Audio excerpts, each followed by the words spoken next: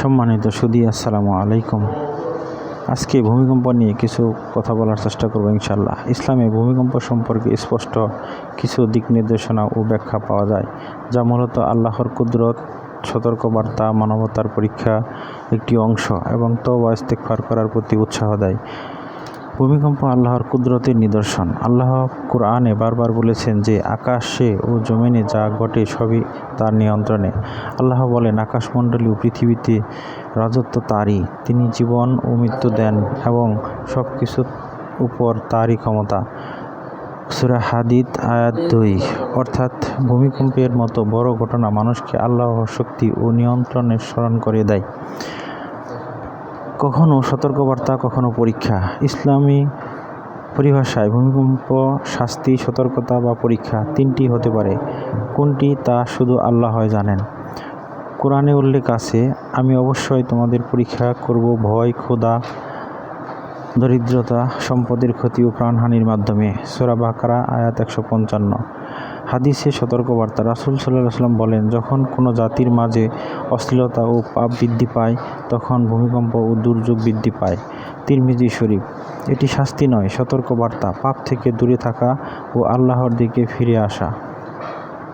ভূমিকম্প হলে মুসলমান কি করবে? রাসূল সাল্লাল্লাহু আলাইহি ওয়াসাল্লাম ভূমিকম্পের সময় যে কাজ করতেন তা উল্লেখ করা হলো। তওবা ইস্তেগফার করা। ইস্তেগফার করো, তওবা করো।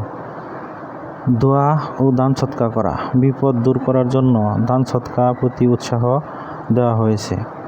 নামাজ পড়া। কিছু আলেম বলেন, সূর্যগ্রহণ, চন্দ্রগ্রহণের মতো ভূমিকম্পের সময়ও নফল নামাজ পড়া মুস্তাহাব।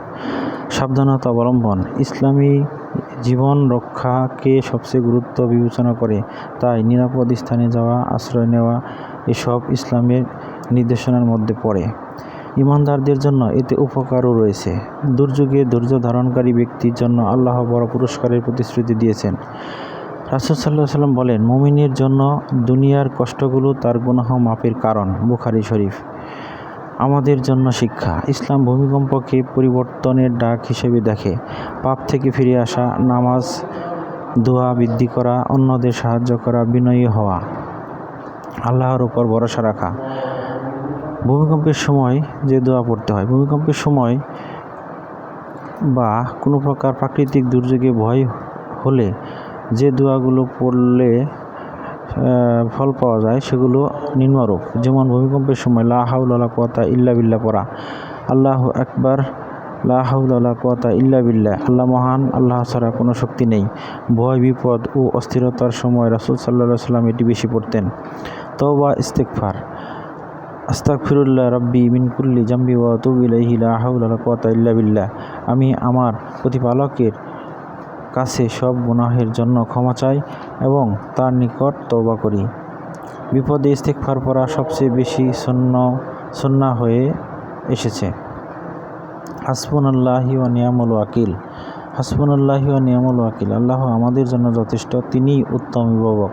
বিপদের সময় সাহাবীরা এটি বেশি বেশি পাঠ করতেন।